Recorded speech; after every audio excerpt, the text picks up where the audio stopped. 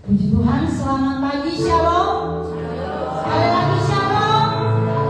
Puji Tuhan, pagi hari ini kita akan kembali memuji bersama nama Tuhan. Mungkin saudara merasakan bagaimana kemurahan Tuhan di minggu kedua ini. Kita boleh masuk, kita merasakan berkat pertolongan Tuhan dalam kesehatan kita semua. Puji Tuhan, di bawah samping kita semua masuk di bandara ya. Persiapan hati kita, mari saudara kita salat teduh sejenak.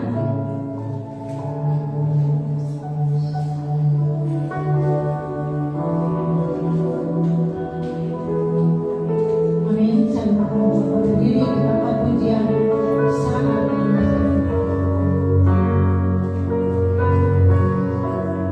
Kita memandang wajah Tuhan, Tuhan Yesus dalam kasih jiwa.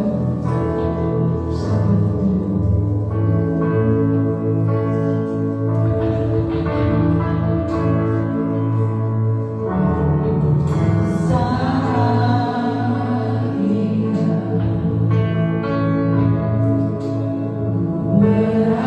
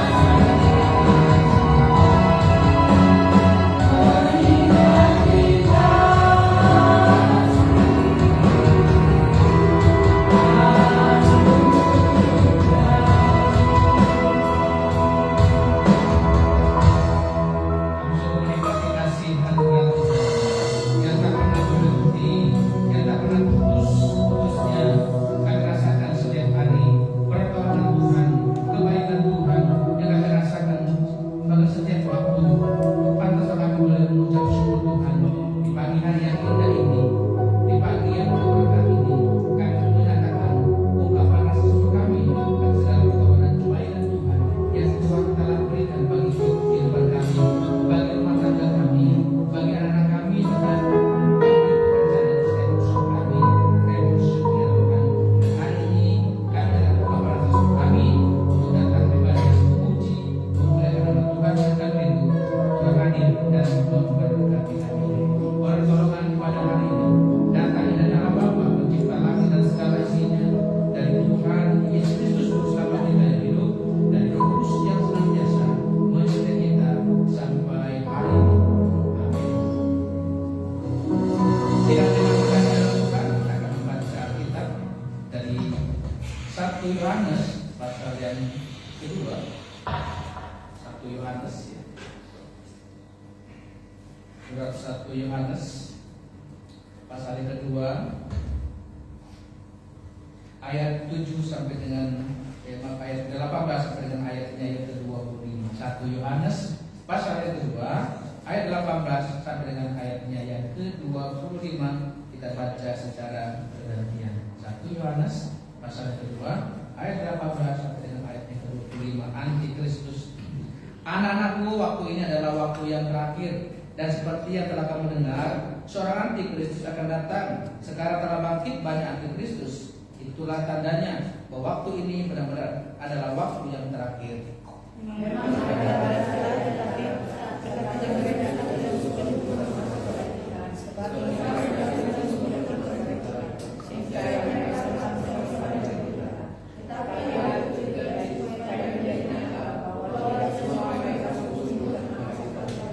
Tetapi kamu telah beroleh pengurapan dari Yang Kudus, dan dengan demikian kamu semua mengetahuinya.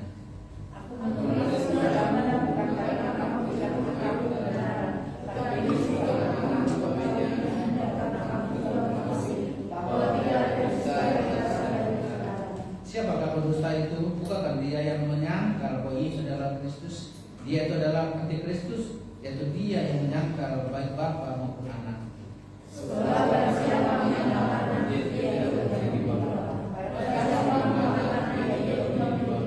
Dan kamu, apa yang telah kamu dengar dari mulanya itu harus tetap tinggal dalam kamu. Jika apa yang telah kamu dengar dari mulanya itu tetap tinggal dalam kamu, maka kamu akan tetap tinggal dalam Anak dan di dalam Bapa. Amin.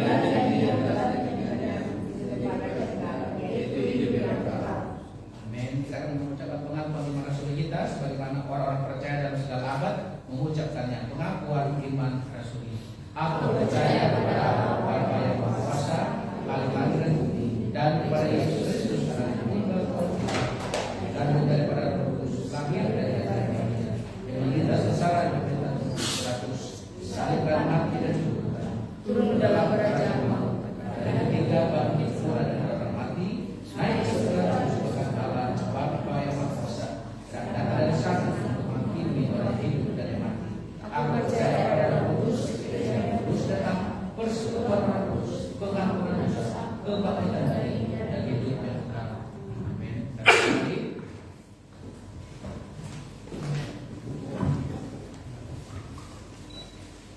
Sekali lagi saya akan menyapa shalom.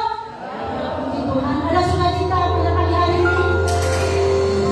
Sudah datang untuk memuliakan nama Tuhan. Kita angkat pujian. Mari masuk gerbangnya dengan hati bersyukur.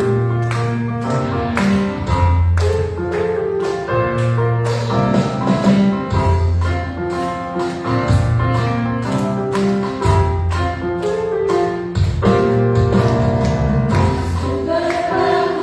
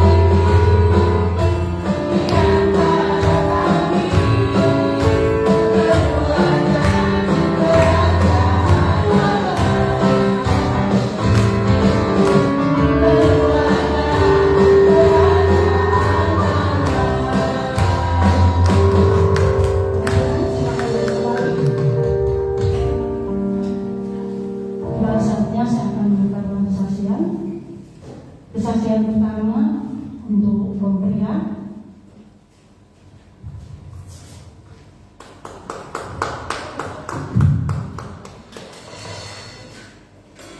Selamat pagi dan shalom. Saya undang untuk misi pilihan semakin depan kita akan memuji yang nama Tuhan.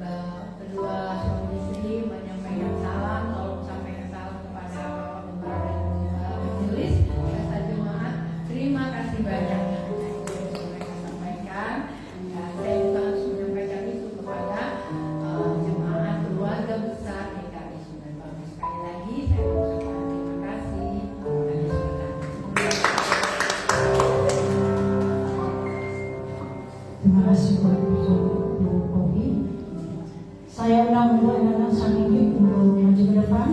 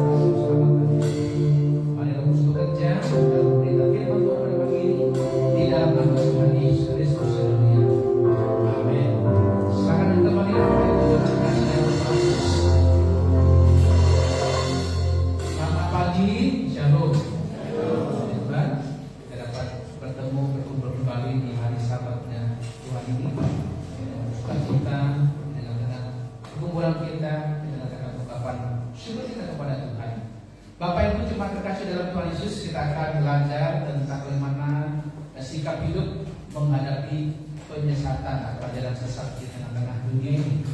Mari langsung kita buka kitab 2 Tesalonika pasal yang kedua. 2 Tesalonika pasal yang kedua ayat 1 sampai dengan ayatnya yang ke-12. Kedurhakaan sebelum kedatangan Tuhan. 2 Tesalonika pasal yang kedua ayat yang pertama sampai dengan ayatnya yang ke-12. Kembali kita baca secara berbalasan. Yang sudah menemukan katakan amin. Amin. 2 Tesalonika pasal yang kedua ayat 1 sampai dengan ayat ke-12 kita baca secara bergantian. Tentang kedatangan Tuhan kita Yesus Kristus dan terhimpunnya kita dengan Dia, kami minta kepadamu saudara-saudara supaya kami dapat sedikit berbicara baik dari kelompok maupun keberdataan sudah dari kami seolah-olah dari Tuhan. Janganlah kamu memberi dirimu disesatkan orang dengan cara yang bagaimana juga. Sebab sebelum hari itu harus datang dahulu murtad dan harus dinyatakan dahulu manusia durhaka yang harus binasa.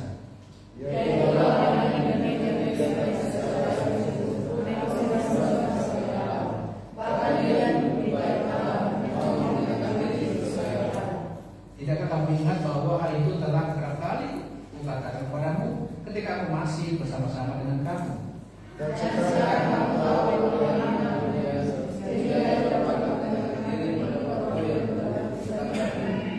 karena secara rahasia kedurhakaan telah mulai bekerja, tetapi sekarang masih ada yang menahan. Kalau yang menang itu telah disingkirkan,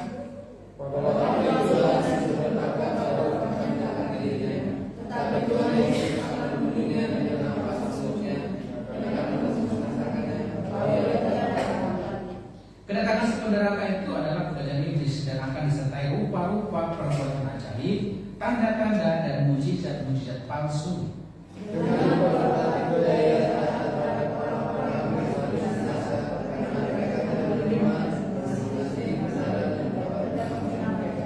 Dan itulah sebabnya Allah mendatangkan kesesatan mereka yang menyebabkan mereka percaya akan dusta. supaya diuji semua orang yang percaya kebenaran dan juga Bapak Ibu saudara terkasih dalam Tuhan Yesus Kristus, kalau minggu yang lalu kita belajar tentang bagaimana sikap warga kerajaan Allah, bagaimana sikap warga kerajaan Allah, yaitu mengasihi, menghormati juga sesama orang percaya dalam jemaat. Kita semakin indah melalui hidup kita indah di dalam Tuhan, kita ada semangat untuk berbuat baik dan juga melayani Tuhan. Itu sikap warga kerajaan Allah. Dan pada pagi ini kita belajar tentang bagaimana sikap hidup kita sebagai orang percaya di tengah-tengah penyesatan, di tengah-tengah ajaran-ajaran sesat yang berseliweran, baik secara fisik, di dunia ini, baik secara maya, karena kita tahu bagaimana berkembangnya teknologi yang luar biasa melalui media sosial. Sekarang orang bebas menyatakan dirinya. Sekarang orang bebas mengungkapkan pikirannya sendiri, sampai-sampai dia menyatakan dia sebagai Tuhan Yesus pun, sekarang orang bebas. Saya bermimpi dari malam, Tuhan Yesus bilang pada saya, hai anakku, engkau kuangkat menjadi nabiku, bebas. Tinggal dia menggunakan TikTok, dia akan sebarkan ke seluruh pelosok negeri ini, pada dunia. Orang bebas mengungkapkan pendapat, mengungkapkan intinya, mengungkapkan nubuat yang dibikin sendiri, dibuat sendiri, begitu karena kebebasan teknologi. Sehingga kalau kita tidak mempelajari kebenaran firman Tuhan, kita akan mudah disesatkan. Jangankan orang yang belum belajar firman Tuhan, belum belajar sekolah khusus Alkitab, bahkan orang-orang yang katanya hamba Tuhan, yang sudah cukup terkenal tuh kadang-kadang, perkataan-perkataan itu bisa menggoncangkan juga iman kita. Hari-hari ini sudah ada viral, ada hamba Tuhan yang sudah viral tentang bagaimana dia mengungkapkan tentang imannya ketika wawancara podcast dengan sosok figur artis terkenal di Indonesia, dan dia mengungkapkan imannya seperti apa. Orang mulai menilai bahwa teologi yang buat ini. Saudara kita kasih dalam Tuhan Yesus, kemarin terpilihnya paus baru, ya, ternyata ini juga, ya, diprediksi, ya, ini merupakan terpilihnya paus yang disebut Louis, ya, yang ke-14 adalah tanda akhir zaman. Ya, ini sudah berseliweran di media sosial bahwa pergantian paus yang baru ini adalah, mereka katakan bahwa ini adalah tanda-tanda akhir zaman, tanda-tanda kedatangan Yesus. Ya, mereka mulai membuka yang namanya buku ramalan, namanya Santo Malasi, ya. Dia seorang uskup dari Irlandia, ya, yang sudah tidak uskup lagi dari Gereja Katolik, sehingga dia mempelajari diri sendiri, mempelajari pemahaman sendiri. Dia tidak terlibat lagi dalam organisasi Gereja Katolik, dan dia meramalkan bahwa suatu hari kelak ada seorang paus terakhir. Jadi menurut dia paus yang sekarang ini adalah paus terakhir, ya, paus terakhir yang akan mempersiapkan akhir zaman. Sudah mau kiamat, karena ini merupakan paus yang terakhir. Ini sudah berseliweran, ya, dan banyak orang-orang mulai membuat TikTok begitu, membuat media sosial, mulai meramalkan kapan Yesus datang. Gitu. Apa kaitan dengan paus yang baru ini, saudara? Saudara, saya katakan itu adalah penyesatan. Ya, jangan mudah percaya akan, ya, ramalan-ramalan, nubuatan yang dibuat oleh manusia yang katanya Tuhan mau datang atau akhir zaman. Dan saudara kekasih, ternyata di jemaat Tesalonika pernah terjadi goncangan iman yang luar biasa. Rasul Paulus mendengar bahwa di jemaat Tesalonika muncul para pengajar sesat yang mengatakan bahwa Yesus sudah datang, gitu ya. Sehingga jemaat Tesalonika mengalami kebingungan pada waktu itu. Kalau Yesus sudah datang, kenapa kami masih menderita? Kenapa kami masih mengalami penganiayaan, ya, atas iman kami kepada Yesus? Kok Yesus tidak mau ngomong? Kok Yesus nggak mengangkat kami? Gitu ya. Terjadi kebingungan, terjadi kerasaan pada waktu itu konteksnya. Ya. Tapi syukur pada Tuhan, Rasul Paulus, ya, mendengar tentang kondisi jemaat di Tesalonika, sehingga bagi kebenaran firman Tuhan, ya, Tuhan berfirman kepada Rasul Paulus, sehingga dia menuliskan surat penghiburan, surat kekuatan kepada jemaat di Tesalonika. Tentang apa? Tentang hari Tuhan itu seperti apa sih? Tentang hari Tuhan yang benar itu seperti apa sih?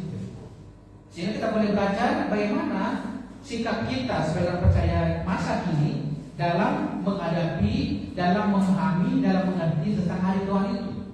Ayat yang pertama sampai dengan ayat yang keempat, firman Tuhan mengatakan bahwa tentang kedatangan Tuhan kita Yesus Kristus dan terhimpunnya kita dengan Dia, kami minta kepada saudara-saudara supaya kamu jangan lekas bingung dan gelisah, baik oleh ilham roh maupun oleh pemberitaan atau surat yang dikatakan dari kami, seolah-olah hari Tuhan telah tiba. Jangan kamu beri dirimu disesatkan orang dengan cara yang bagaimanapun juga.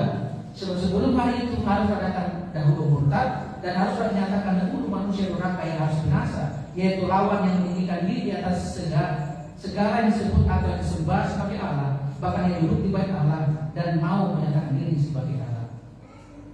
Nasihat firman Tuhan kepada jemaat Tesalonika, dan juga kita boleh praktekkan juga dalam gereja masa kini, ya. Rasul Paulus melalui firman Tuhan, ya, menyampaikan bahwa bagaimana sikap tentang hari Tuhan itu. Firman Tuhan meneguhkan jemaat Tesalonika bagaimana sikap jemaat Tesalonika menghadapi, ya, memahami tentang hari Tuhan itu. Firman Tuhan mengatakan bahwa kalau ada berita-berita seperti itu, kalau ada berita-berita tentang kedatangan Tuhan, kalau ada berita-berita tentang harinya Tuhan, firman Tuhan mengatakan jangan lekas bingung dan gelisah. Jangan lekas bingung dan gelisah, baik oleh ilham roh, ya, atau nubuatan-nubuatan yang dibuat, yang katanya dia adalah nabi, yang katanya dia adalah hamba Tuhan. Ya, jadi kalau kita mendengar atau membaca tentang akhir zaman, tentang hari Tuhan, jangan lekas bingung dan gelisah. Karena ada firman Tuhan yang menemukan kita. Kalau kita mendengar tentang akhir zaman, ya buka kita pelajari tentang hari Tuhan, pelajari tentang kedatangan Tuhan. Apa sih ayat Alkitab katakan tentang hari Tuhan itu? Bagaimana Alkitab mengungkapkan rahasia kebenaran tentang kapan kedatangan Tuhan itu? Jangan mudah gelisah. Sehingga pasti pernah ya pada waktu siapa itu? Pendeta Sibiwea ya, pada waktu di Bandung itu. Pemimpinnya ngomong bahwa Yesus akan datang 2 kali pada tanggal kayaknya pada bulan November tahun berapa ya, saya lupa itu. Semua jemaatnya gelisah, semua jemaatnya mengalami ketakutan. Sehingga si ini bilang, oleh karena itu kumpulkan harta kalian, segera jual semua aset-aset, rumah menjual, mobil menjual, motor menjual, semuanya sudah dijual. Kita kumpul di gereja ini menanti kedatangan Tuhan. Ternyata ketika mereka sudah jual semuanya, motornya, mobilnya, rumah dia jual, ya. Mereka kumpul di gereja, mereka tunggu kok belum datang. Ya, sehingga sebagai bilang kayaknya ditunda, ada apa namanya delay, ya, delay. Kita tunggu lagi bulan depan, gitu ya. Sehingga ya ada melaporkan ini ya, pendeta Sibuya ini, ya. Sehingga apa? Sehingga membuat dia dipenjara karena apa? Melakukan penipuan. Melakukan penipuan dan juga melakukan keributan, melakukan keresahan di tengah-tengah masyarakat. Saudara terkasih, teman-teman mengatakan ketika kita mendengar tentang hari-hari Tuhan, tentang akhir zaman, jangan lekas bingung dan gelisah.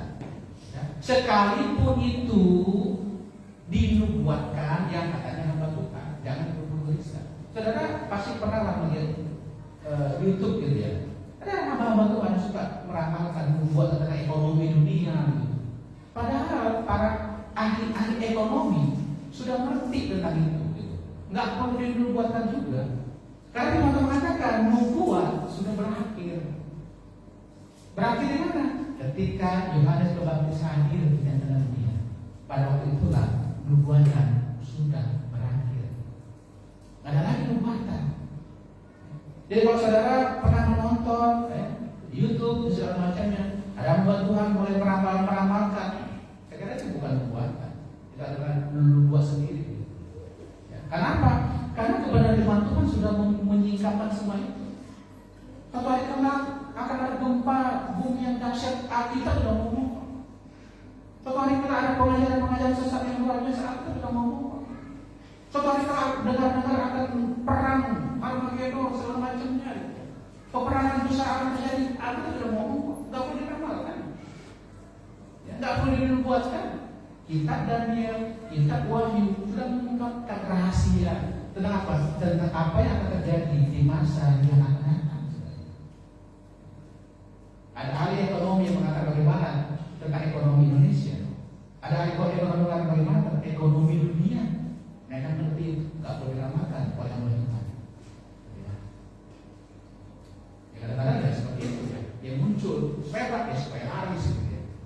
Supaya laris. Ujung-ujungnya apa? Ujungnya ya efek juga. Ujung-ujungnya semuanya uang, duit. Ya. Seakan-akan orang Tuhan berbicara hanya kepada dirinya sendiri. Gitu ya. Bahwa ternyata ya dia bantu ternyata ada orang dunia juga meramalkan itu. Ya, ada yang namanya siapa tuh? Si rambut merah siapa sih? Ya, ada lagi orang indigo ya, orang indigo gitu ya, sama kualitasnya seperti itu. Tetapi kita sebagai orang percaya saudara jangan lekas bingung dan gelisah. Gitu. Kenapa? Ya kita kembali ke kebenaran firman Tuhan. Dan kita merasakan itu ya.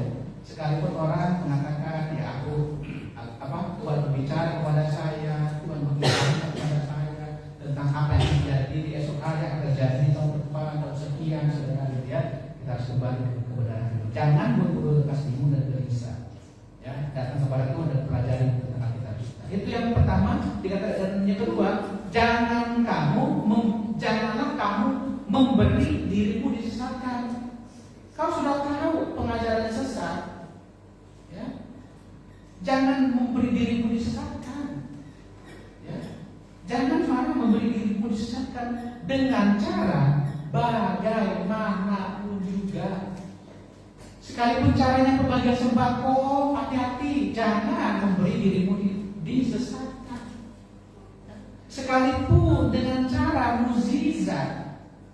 beri dirimu disesatkan. Sekalipun caranya memberikan kesembuhan, jangan beri dirimu disesatkan. Saudara hati-hati ya. Karena teman-teman mengatakan janganlah memberi dirimu. Karena kita tidak tahu bahwa pengajaran-pengajaran seseorang itu tidak sesuai dengan firman Tuhan, tetapi kita dengan sengaja memberi diri kita untuk disesatkan. Kita ikut ngumpul kepada orang-orang yang sudah disesatkan. Sekali lagi mengatakan, jangan kamu beri dirimu disesatkan dengan cara bagaimanapun juga, dengan cara apapun itu, bantuan sosial kah, bantuan sembako kah, jangan jangan beri dirimu disesatkan. Karena memang ada kelompok-kelompok penyesat saudara, itu memberikan bantuan sosial yang luar biasa. Kalah kerja kita beri bantuan. Tiap bulan support ekonomi satu keluarga. Penting ikut dalam campuran itu gitu. Karena mereka punya sponsor luar biasa, sponsor mereka internasional gitu.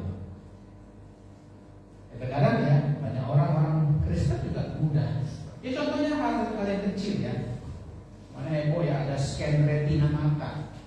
Scan retina mata di beberapa wilayah, di Bekasi ya, di Bandung, di mana gitu ya. Banyak orang berbondong-bondong. Kenapa?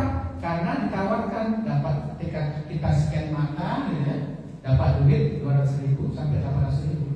Tidak tahu bagaimana kategori seperti itu. Hal-hal yang seperti ini kita mudah ikut-ikutan. Ya. Jangan sampai ya kita gara-gara duit ya, mungkin setiap minggu dikasih $50 gitu ya, kita ikut perkumpulan-perkumpulan seperti itu ya. Jangan beri dirimu untuk disesatkan. Firman Tuhan mengatakan bahwa kita tahu ada tanda-tandanya. Sebelum hari Tuhan, dikatakan apa? Sebelum hari Tuhan, ayat yang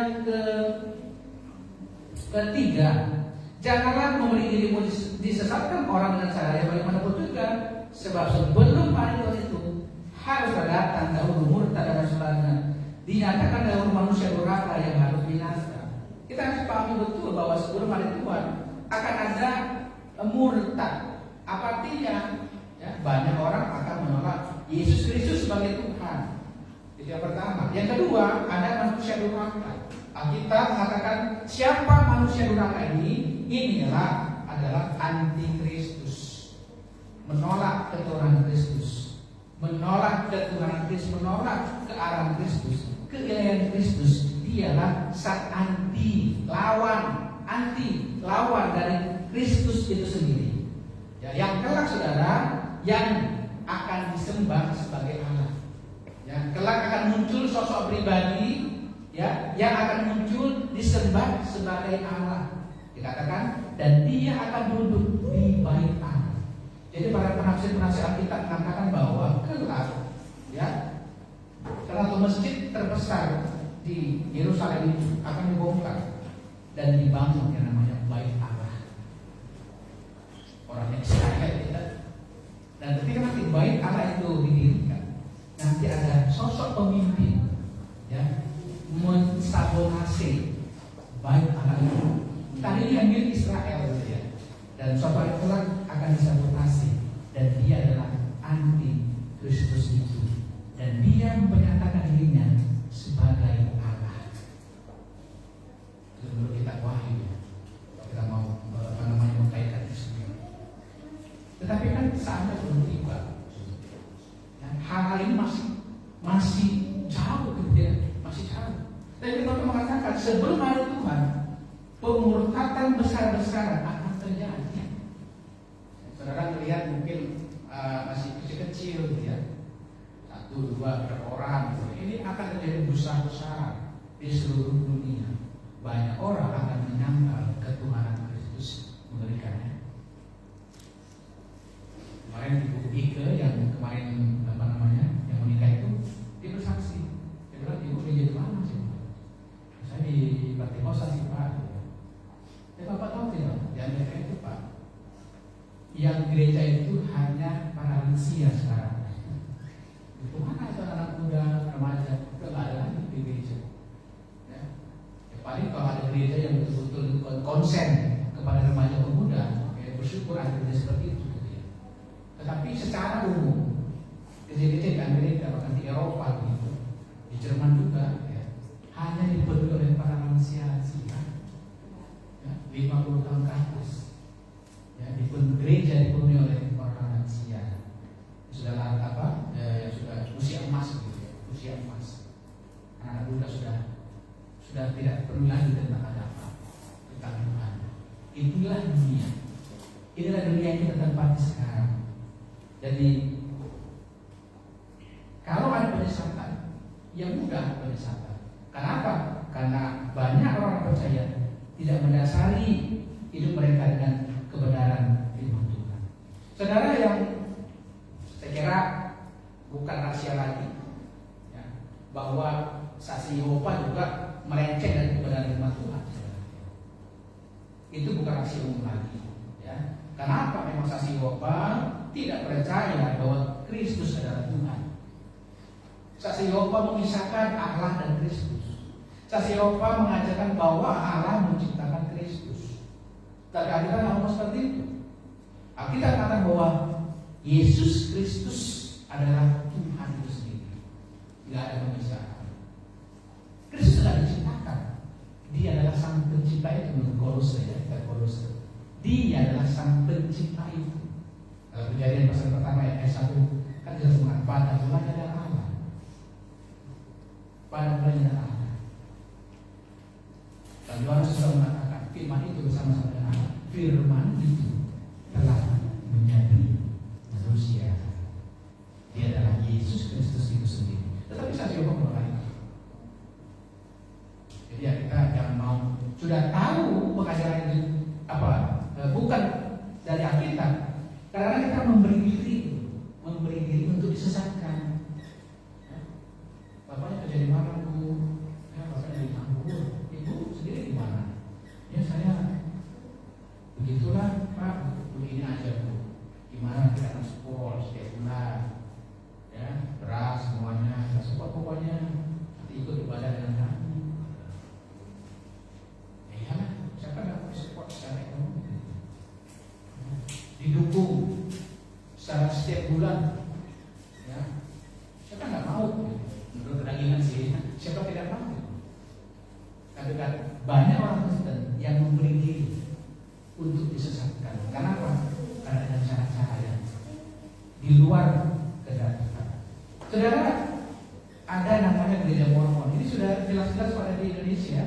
Ya, namanya Gereja Yesus Kristus, ya, orang-orang suci zaman akhir. Ini sudah terpampang pada gereja itu sudah.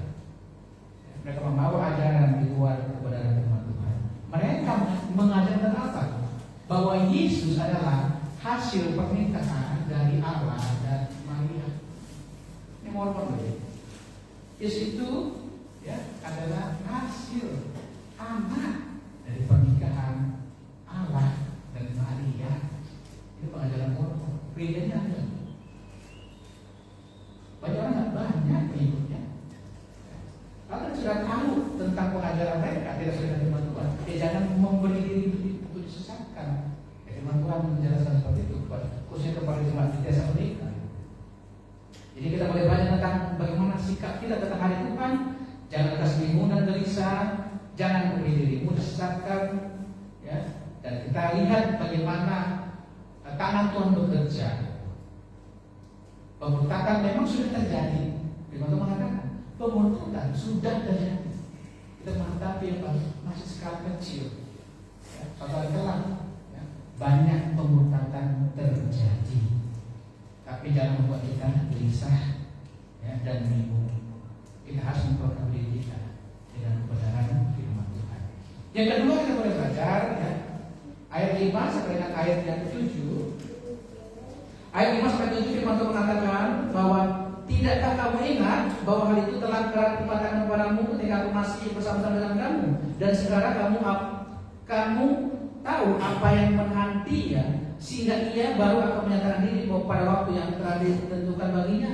Karena secara rahasia kedurhakaan telah mulai bekerja, tetapi sekarang masih ada yang memenahan. Kalau yang menahannya itu telah disingkirkan, pada waktu itulah si pendusta baru akan menahan dirinya. Yang kedua kita pelajari dari perikop ini, yang kedua bahwa Tuhan berdaulat dan Dia mengatasi segala sesuatu. Saudara, kalau kita membaca Matius 24 ayat 3 sampai 13, bagaimana kehidupan manusia di akhir zaman, bagaimana keadaan di akhir zaman, ya, Matius 24 ayat 13 sampai 13 itu sendiri Yesus sendiri ngomong, Yesus sendiri berbicara bahwa ya, banyak orang yang akan mengaku sebagai Tuhan. Banyak orang yang akan mengaku sebagai Mesias. Ya, perwujudan dari Tuhan itu. Bangsa akan bangkit melawan bangsa, peperangan terjadi. Ya, kelaparan, gempa bumi terjadi. Tetapi ini masih skalanya kecil. Kenapa masih kecil skalanya? Karena ada yang masih menahan. Siapa yang menahan? Siapa yang menahan? Allah itu sendiri masih tahu, masih menahan. Jadi kalau ada gempa, itu masih gempa, masih skala kecil. Kelaparan, kita lihat di beberapa negara.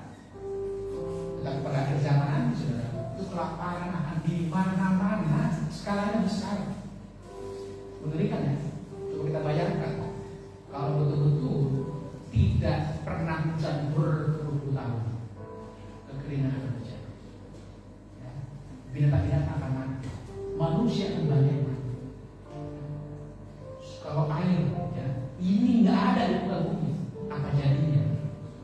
Tumbuh-tumbuhan orang, padi semua akan mati. Gandum akan mati. Semua kebutuhan pokok manusia akan mati. Kalau nggak ada air. Ikan-ikan juga kan dalam air, dia semua mati. Lah apa yang kita makan?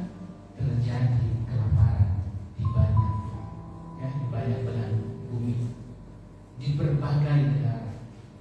Itu pun sudah terjadi sekarang misalnya seperti itu. Mengerikan saudara. Tapi teman-teman, ini masih skala kecil.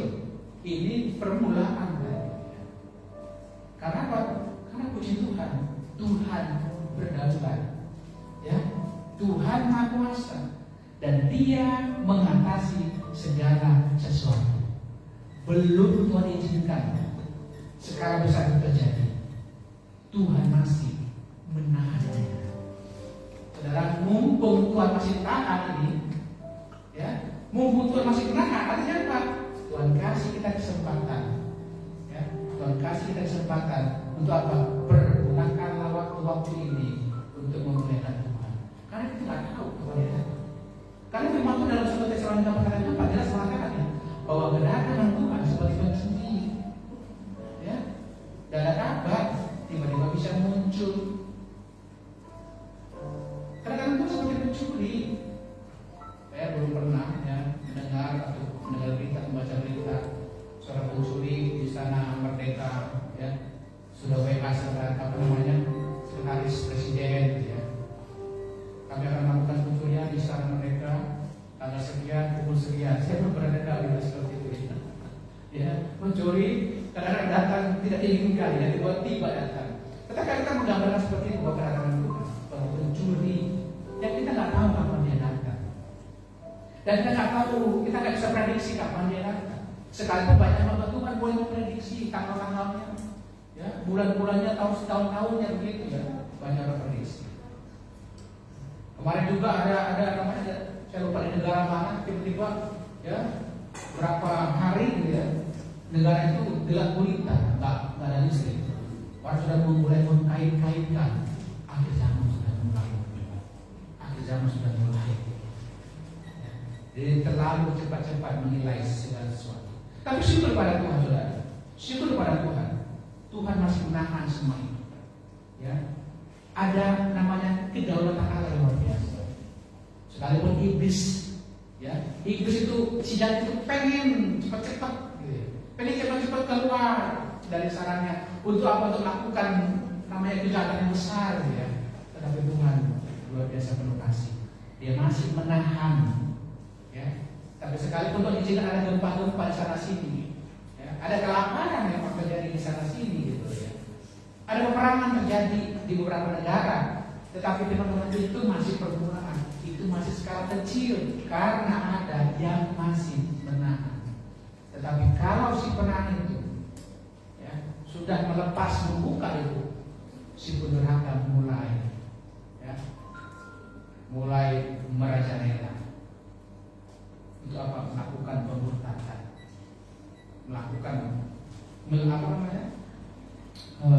memunculkan banyak penderitaan. Istilah orang mulai goyang iman. Syukur pada Tuhan, Tuhan berdaulat dan Dia masih mengatasi segala sesuatu. Oleh karena itu, mumpung semuanya masih ditahan, mari kita tetap beriman kepada Kristus. Yang ketiga, 8 ayat 12, syukur pada Tuhan ya.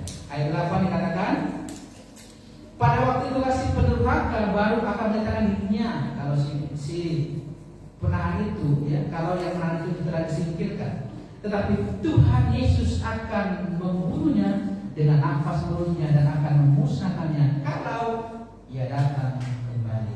Luar biasa ya. Yang ketiga, bahwa kita sudah percaya ada janji kedatangan Kristus kedua kali. Saudara usah gelisah, tidak usah takut. Alkitab mengatakan bahwa kita tidak ada ya. Kalau kita pribadi-pribadi percaya pada Kristus, kita tidak akan diperintah oleh antikristus. Jadi kita mau gelisah, kita perlu takut ya. Karena sebelum penderitaan itu muncul, Kristus akan datang dan Dia akan menjemput kita saling-salingnya. Jadi saudara tidak perlu takut ya. Kalau ada misalnya ada yang meramalkan, ada jin segala macam, ya, kalau memang itu pemberitaan antikristus, kita tidak akan mengalami penderitaan yang skala besar itu. Kita tidak akan mengalami itu ya. Kita lebih dulu diangkat. Siapa yang diangkat? Orang yang percaya kepada Yesus Kristus. Orang yang sungguh-sungguh percaya pada Kristus akan diangkat bersama dengan Kristus. Itu ayat pertama dikatakan ya, tentang kedatangan Tuhan kita Yesus Kristus dan terhimpunnya kita dengan Dia. Kita akan terhimpun, kita akan bersama-sama dengan Tuhan. Itu dan kita 1 Tesalonika pasal 4 ya. Ketika sangkakala dibunyikan, Yesus datang di awan-awan menjemput kita saling-saling. Yang ada dalam kubur ya, yang sudah percaya Kristus ya diangkat. Dan kita yang masih hidup juga akan diangkat bersama-sama Kristus. Itulah kabar berbedanya. Jadi kita tidak usah khawatir, tidak usah gelisah saudara, karena penderitaan yang skala besar itu, firman Tuhan mengatakan bagi yang percaya pada Kristus, kita akan diangkat, kita akan dipersatukan, kita akan dihimpun bersama-sama dengan Kristus. Oleh karena itu, saudara, hati-hati dengan ya, datanya si pendurhaka. Dikatakan apa? Rupa-rupa perbuatan ajaib, tanda-tanda dan mukjizat palsu. Jadi saudara terkasih, ya, hari-hari ini ya, tidak dipungkiri banyak gereja-gereja yang menawarkan mukjizat-mukjizat. Banyak gereja menawarkan perbuatan-perbuatan ajaib. Banyak gereja yang menawarkan kesembuhan. Tetapi saudara Alkitab mengatakan jangan buru-buru itu, ya jangan buru-buru bilang mukjizat itu datang dari Tuhan. Belum tentu saudara. Karena pernah satu di koran di Amerika pernah membongkar tentang penipuan hamba Tuhan ya. Ada hamba Tuhan di Amerika bergerak salah ya. Ada KKR gitu, ada KKR. Bahwa ternyata ya itu tim KKR hamba Tuhan ini adalah ada ego-nya gitu. Ya, ketika mereka melakukan KKR, si penerima tamu itu biasanya ngomong ketika ada orang naik kursi roda ya, ketika ada orang yang perjalanannya seperti ini atau dengan perbuatan berat, itu biasanya mereka tanya, ibu sakit apa? Saya sakit kanker. Ibu bapak sakit apa? Sudah berapa lama? Tidak bisa nyala. Sudah berapa lama mengalami kelemahan tubuh? Dan biasanya penerima tamu ini iko ya. Penerima tamu ini akan mencatat ya, si ibu ini yang kanker pakai baju merah, si ibu yang ini lambung tinggi namanya itu sakit lambung yang tinggi pakai baju warna kuning, dia rambutnya sekian gitu, pokoknya begitulah. Sehingga pada waktu KKR ada Tuhan bilang, saudara kasih dalam Tuhan Yesus, Tuhan begitu mengasihi kita semua. Dan saya melihat di pojok sana ada seorang ibu yang sangat bergumul akan hidupnya. Tuhan mengatakan dia pakai baju merah. Tuhan mengatakan dia pakai baju merah. Ibu yang pakai baju merah. Datanglah kemari. Tuhan mengasihi engkau. Bergetar tak ya? Kita bergetar saudara. Dia kok tahu aku baju merah. Ternyata sudah ibu sudah menjelaskan itu. Ya, penipuan terjadi di gereja, di kebangunan rohani. Dan ternyata ada ibunya itu, ya sudah mencatat. Dan saya melihat di sudut belakang sana, di tengah-tengah saya melihat ada seorang ibu yang berpakaian kuning. Dia mengalami sakit lambung yang sudah menahun. Tuhan mengasihi ibu.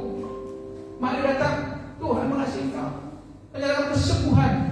Wah, kayak orang saya begitu laris juga saya kali ya. Mungkin saya tim ini boleh mau dicatat gitu ya. Akhirnya Bapak itu terasa itu urapan Tuhan luar biasa. Hamba tidak mengerti saya. Saya melihat di sudut pandang sana, di sudut ya ruangan ini ada seorang bapak yang mengalami lumpuhan bertahun-tahun. Saya melihat dia ya berambut berbelah tengah. Tuhan mengasihi kau Bapak ya. Tersentuh sudah. Tetapi semua itu adalah penipuan sudah. Ya. Dan di Quran itu mengatakan bahwa orang-orang yang katanya sudah sembuh, ternyata ketika diselidiki oleh dokter nggak terjadi kesembuhan. Saya tidak tahu, belum mendalami juga bagaimana terjadi di Indonesia. Tapi ada sebuah orang yang tidak pernah mengungkap itu. Ketika mereka ya mencari ada orang-orang yang sudah disembuhkan dan tidak terjadi kesembuhan. Bahwa dan juga ternyata bahwa Quran yang mengungkapkan bahwa orang-orang yang datang yang katanya dia yang tadi nggak melihat, tadi lumpuh, ya ditandu itu adalah kelompok hamba walidi. Ya, itu kelompok hamba walidi. Ibu dari mana? Saya dari wilayah ini. Kenapa tadi? Mata saya kabur Pak. Ketika Bapak jamaah dalam nama Yesus, pakai nama Yesus. Ketika Bapak jamaah tadi, siapa yang menyembuhkan Yesus? Bagaimana sekarang? Sembuh. Haleluya. Padahal dia tidak pernah buta, dia tidak pernah kabur matanya, tidak pernah berani. Dia teman kelompok dengan teman. Saya sembuh. Ya iya, kamu tidak pernah buta. Ya iya, kamu tidak pernah lumpuh. Ya, kamu sehat. Tapi sekarang ditandu dari belakang sana, ditandu. Bapak, hari ini Yesus mengatakan, ya, Yesus mengatakan seperti terjadi di kolam Bethesda. Hai Bapak, berdiri, bangkit dan berjalanlah. Betul di jalan. Di hadapan ribuan orang, dia berjalan. Dia memang sehat kok. Ya, saudara, udah kita lihat juga. Ya, tadi. Saya percaya mujizat masih ada. Tetapi jangan buru-buru bilang itu mujizat dari Tuhan. Bisa saja mujizat, ya. Bisa saja itu mujizat, tetapi kita lihat motivasi tentang keuntungan finansial. Bahwa ternyata pernah diungkapkan ada seorang hamba Tuhan, ya seorang hamba Tuhan itu terkenal hamba Tuhan yang kaya seperti, ya, yang juga pernah, ya, yang pernah juga saya juga sebagai panitia ya di Ancol, ya. Tapi ternyata dia untuk mengungkapkan itu. Saya berdosa ya. Saya telah menipu banyak orang di dunia ini. Saya telah banyak menipu di gereja di dunia ini. Ya. Kalau dulu buat saya tidak pernah bukan. Buat saya tidak pernah bukan. Orang-orang yang dia sentuh itu adalah timnya. Ya. Bukan karena kuasa Roh Kudus semua orang jatuh. Itu adalah tim dari IO itu gitu. Nah, ketika Bapak begini, semua dilaku ya, gitu. Dia mengungkapkan itu sudah di televisi, ya di media televisi kita. Dia mengungkapkan seperti itu sudah. Saya bertobat, Saudara saya buka dari Google siapa dia. Tetapi seringkali kita kan mudah ditipu saudara, ya mudah ditipu. Oleh karena kita boleh baca bahwa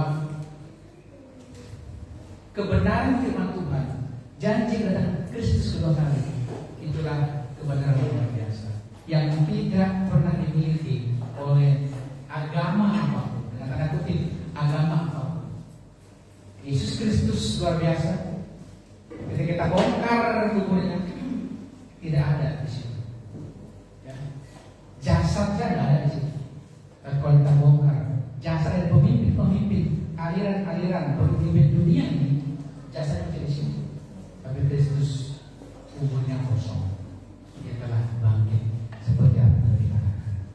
Dan orang yang pribadi bangkit, dia berjanji, firman Tuhan mengatakan dia akan datang kembali untuk menjemput saya. Dan terakhir, bagaimana sikap orang Kristen supaya tidak mudah disesatkan?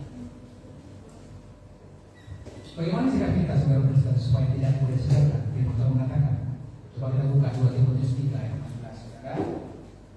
2 Timotius 3 ayat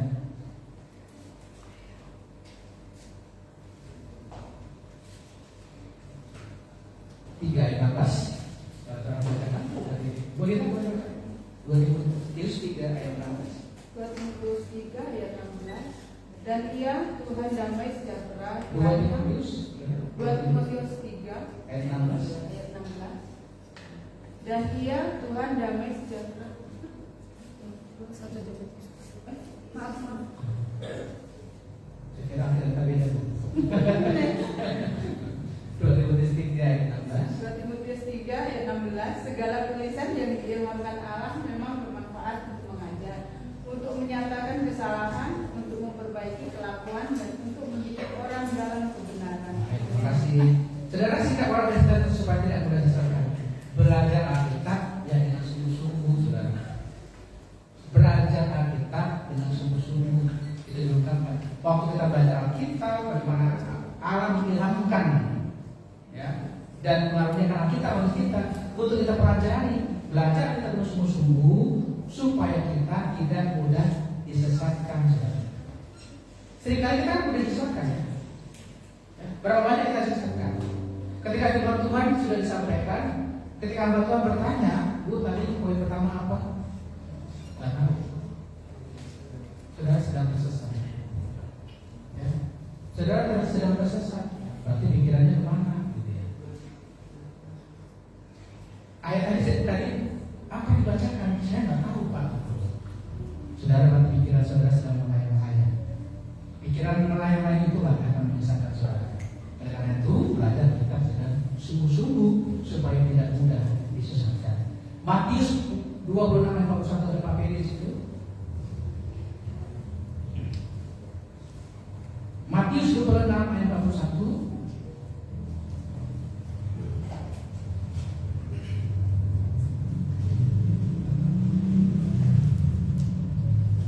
Matius 26 ayat 41.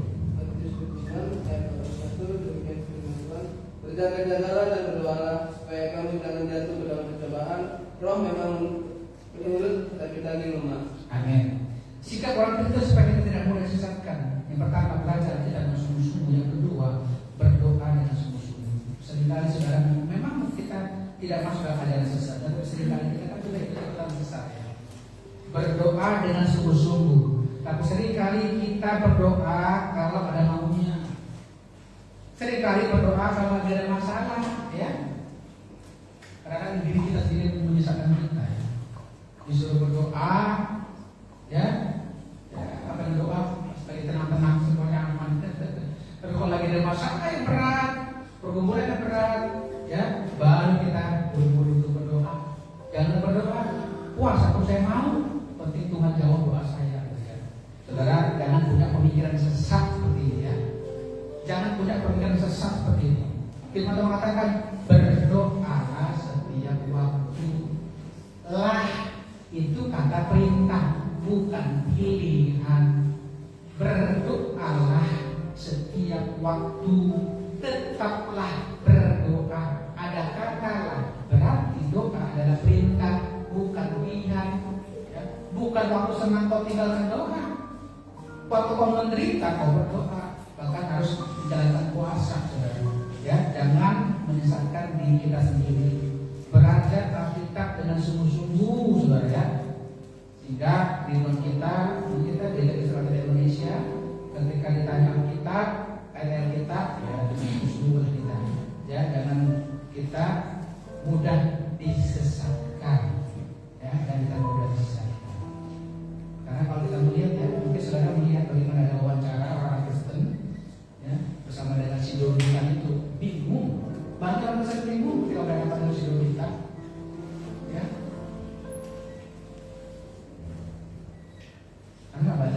sungguh-sungguh, yang mudah disesatkan. Yang ketiga, Ibrani 10 ayat 25. Siapa yang bacakan? Ibrani 10, silakan Ibu ya. Ibrani 10 ayat 25. Janganlah kita menjauhkan diri dari pertemuan ibadah kita seperti dibiasakan oleh beberapa orang. Tetapi marilah kita saling menasihati dan semakin giat melakukannya menjelang hari Tuhan yang mendekat. Amin. Saudara, beribadahlah dengan sungguh-sungguh. Karena dalam ibadah kita mendengarkan nasihat firman Tuhan. Di dalam ibadah kita juga nasihat dari orang lain. Ya, kalau kita sudah mulai yang melenceng, ada seorang yang bilang, ibu, kayaknya ibu pemikiran sudah beda-beda, sudah aneh deh. Ya, kok dari kemarin ibu bilang cuma bicara kepada saya, ada yang nasihati. Ya, ada yang mulai nasihati. Dalam ibadah itu ada nasihat, ada motivasi, ya, ada motivasi, saling menasihati, saling memotivasi satu dengan yang lainnya. Ya, jadi saudara berkasih dalam Tuhan Yesus. Oleh karena itu, marilah kita beribadah dengan sungguh-sungguh. Jangan juga kita menyesatkan diri kita, ya, ibadah, ya pas lagi bahagia gitu ya. Tapi pas lagi punya pergumulan yang begitu berat, karena kita malas ibadah. Tapi sesungguhnya baik senang, ya, baik susah, mari kita tetap setia dalam beribadah dengan sungguh-sungguh di depan Tuhan, sehingga kita tidak mudah disesatkan. Jadi ada 3 poin ya, saudara, bagaimana sikap orang Kristen supaya tidak mudah disesatkan. Belajarlah Alkitab dengan sungguh-sungguh, berdoalah dengan sungguh-sungguh. Kenapa? Karena penyesatan, karena pencobaan akan kita hadapi setiap hari. Kita perlu doa, beribadah dengan sungguh-sungguh, ya, kita bersyukur pada Tuhan supaya apa? Supaya kita dinasihati oleh firman Tuhan, bahkan dinasihati oleh orang percaya lainnya. Kalau kita sudah kira-kira melenceng dari kebenaran firman Tuhan, kiranya kita semua dilengkapi dengan firman Tuhan, dengan sikap kita menghadapi penyesatan, sehingga biarlah firman Tuhan terus melengkapi kita, sehingga kita tidak termasuk orang-orang yang mudah disesatkan. Kami bersyukur, terima kasih Bapak, terima kasih yang beri kami. Tuhan firman Tuhan terus melengkapi kami. Roh Kudus kiranya memberikan pengertian yang jauh lebih dalam lagi untuk kami dapat terapkan firman dalam kehidupan kami. Di dalam nama Tuhan Yesus Kristus yang mulia.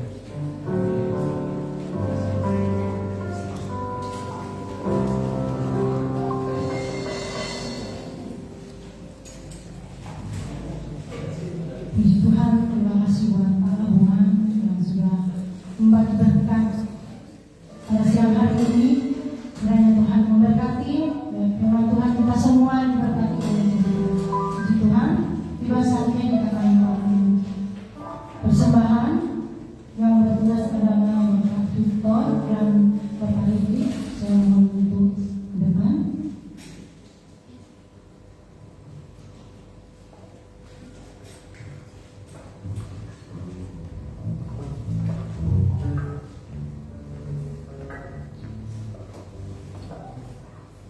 Sebelum kita melakukan persembahan, kita berdoa. Terima kasih Tuhan, kami bersyukur padamu. Terima kasih buat harapan firman Tuhan pada siang hari ini. Engkau memberkati kami semua. Tiba saatnya kami akan memberikan persembahan. Berkati kami semua yang memberikan sukacita. Terima kasih. Kami akan memberi dalam nama Yesus. Haleluya. Amin. Kita angkat pujian. Dialah segalanya. Dialah Tuhan.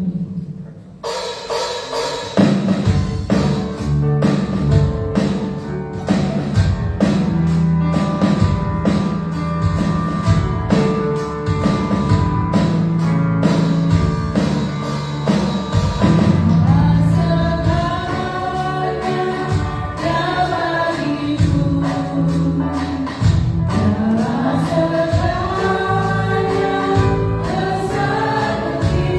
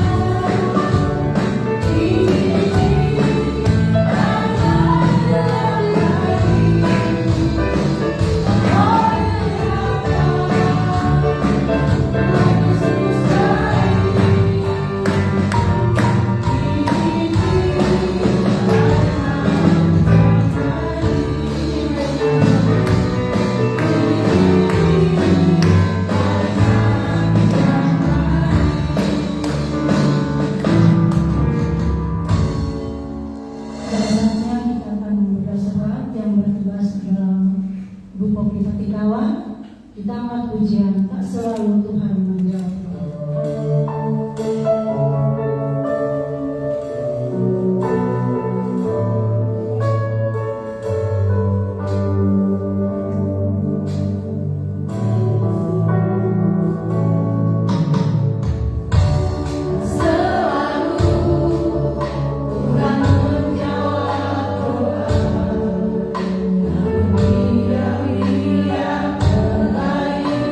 Perilaku yang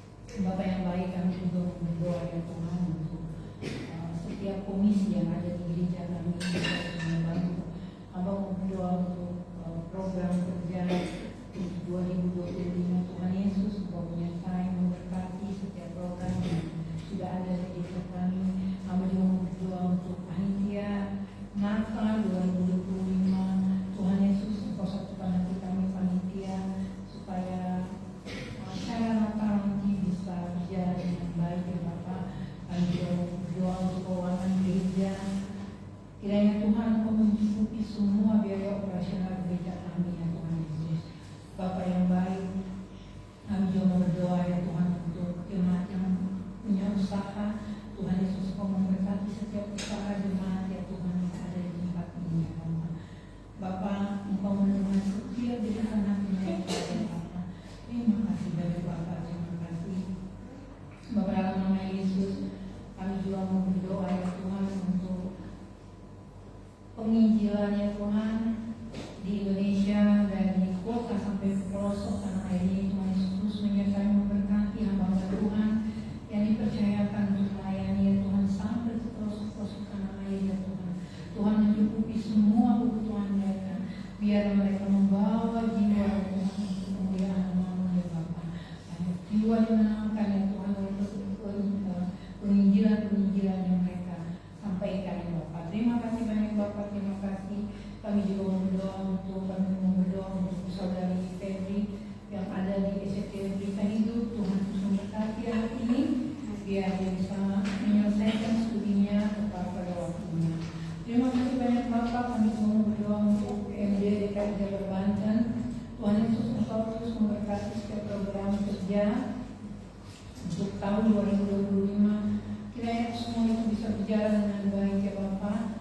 Kami juga tidak lupa berdoa untuk persidangan daerah nanti tanggal 24 sampai 25 Oktober. Kiranya Tuhan terus menyertai, memberkati dan semua biaya yang dibutuhkan Tuhan Yesus Engkau cukupkan. Bapak, terima kasih banyak Bapak. Kami juga mau berdoa ya Tuhan untuk Bapak Pendeta James Dampik yang saat ini sedang terbaring sakit. Mari Bapak Engkau tolong jamah sembuhkan ya Tuhan. Kiranya kami percaya ya Tuhan bahwa tangan yang penuh kuasa akan menjamah Pak James Dampik dan akan berikan kesembuhan bagi hamba-Mu ini. Terima kasih banyak Bapak, terima kasih. Bapak yang baik, kami juga tidak lupa berdoa untuk bangsa dan negara kami ya Tuhan.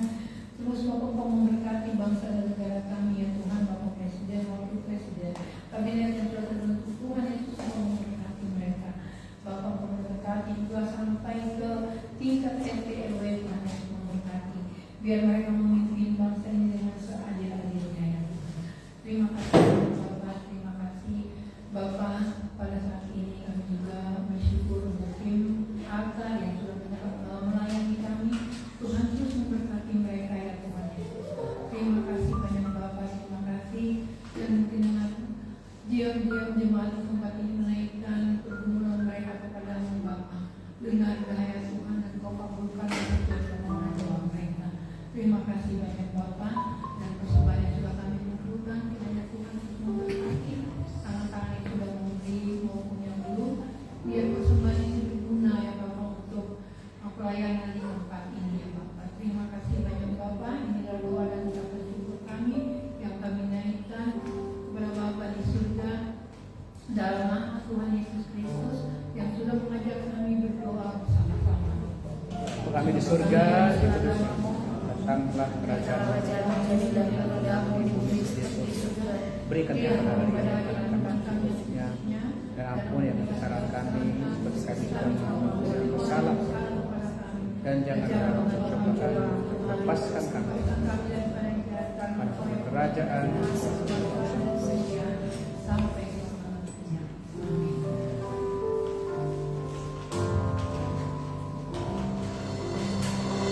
Terima kasih. Pada saat ini kita akan mendengarkan renungan atau ibadah-ibadah sepekan kita.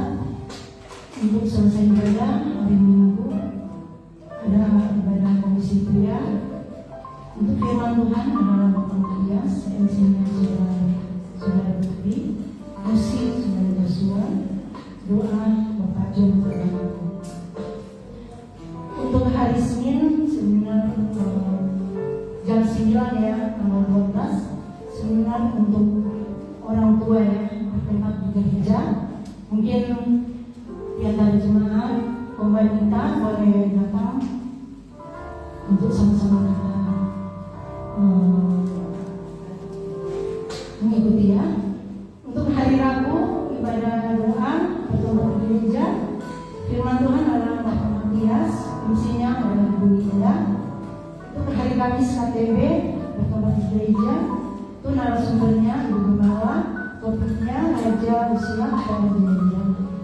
Itu hari Jumat ibadah keluarga tempat di gereja. Untuk firman Tuhan adalah Bapak Gembala, MC-nya Bu Rahel, musik Saudara Joshua, doa Ibu Dea, pundi Ibu Dea. Untuk hari Jumat, untuk hari Sabtu ibadah komisi wanita bertempat di gereja. Untuk firman Tuhan adalah Bu Duli Tumondo, MC-nya Bu Linda, musiknya Bu Gembala, doa Bu Krisna, kundinya Bu Simbolo. Hari Sabtu juga ada komisi pemuda bertempat di gereja. Firman Tuhan adalah Bapak Matias Sultan, MC-nya Marcel, musiknya Joshua. Untuk komisi sekolah minggu, MC-nya Timothy, temanya sikap hidup yang terpilih. Berarti dari 2 Tesalonika ayat 2 sampai ayat 2 Tesalonika 2 ayat 13 sampai 17. Untuk firman Tuhan adalah hari ini. Dan hari Minggu jam 9:30 untuk ibadah raya bertempat di gereja. Firman Tuhan adalah Bapak Gembala, temanya sikap hidup yang terpilih. Nasnya 2 Timotius 2 ayat 13 sampai 17. Biarnya adalah Saudara Jessica, singernya Bu Jessica dan Saudara Abi. Keyboardnya adalah Joshua, bass Saudara Victor, drumnya Saudara Kipli. Kesaksian dari Komisi Pemuda, pundi, Fanya dan Mesya. Doa sahabat adalah Bapak John Tegalung dan Sidi Abna. Untuk penerima tamu Ibu Rahel, pembuat warta adalah Bapak Matias Sultan. Mungkin ada tambahan semua dari Bapak Gembala. Tuhan, kami berkasih ada beberapa tambahan. Terima kasih juga buat tim pelayan dari ibadah pada pagi ini. Dan terima kasih juga untuk panitia pasca, acara pasca boleh berjalan dengan baik. Ya, semoga anugerah Tuhan. Dan panitia ini masih akan terus melayani sepanjang tahun ini ya. Ada ulang tahun gereja tanggal 22 Juni ya. Kami persiapkannya. Itu hari Minggu. Minggu tanggal 22 Juni ulang tahun gereja kita. Masih ada acara Agustusan, masih ada acara Natal. Saat ini Natal ini katanya mau nginap katanya, tak tahu mau ke Singapura atau kemana ya dengan kemana dia lah ya. Puji Tuhan. Dan sudah terkasih untuk anak remaja yang katekisasi. Jadi katekisasi minggu depan ya, jangan lupa tanggal 18 Mei 2025. Dan jangan lupa untuk para orang tua, besok ada seminar parenting orang tua. Bapak Ibu boleh datang ya, Bapak dan Ibu boleh datang. Dan juga semua anggota PW Esther boleh datang juga. Tapi jangan lupa di list ya, di share namanya, karena makanya panitia itu memesan nasi kotak dari restoran pagi sore ya. Jadi harus di list masa pagi ya, sore ya. Ya jangan lupa besok seminarnya jam 9 pagi ya, nanti untuk para orang tua. Ini temanya, ini topiknya adalah bagaimana mendidik generasi strawberry. Ini generasi strawberry ya. Jadi kita ya ada generasi boomers yang tahun 46 itu generasi boomers ya. Ada generasi X, milenial, generasi milenial ya. Generasi Z itu tahun-tahun 97 sampai tahun 2012 itu generasi Z. Ada generasi Alpha ya, yang lahir sekarang tahun generasi Alpha ya. Tapi ada yang disebut generasi strawberry. Anak-anak sekarang sudah cerdas ya, cerdas dan kreatif. Tetapi ini kita nih orang tua ya, kadang-kadang anak-anak sekarang itu mudah ngambek, mudah rapuh, mudah galau, tapi masih kreatif dan cerdas. Nah bagaimana kita orang tua mendidik generasi strawberry? Jangan lupa ya, untuk semua anggota PW Esther boleh datang, tapi jangan lupa di list namanya ya, di list. Dan terima kasih juga untuk Komisi Pria yang sudah menyediakan snack atau kue pada pagi ini. Bapak Ibu ketahui bahwa setiap minggu ya ada komisi-komisi, ada pribadi-pribadi yang memang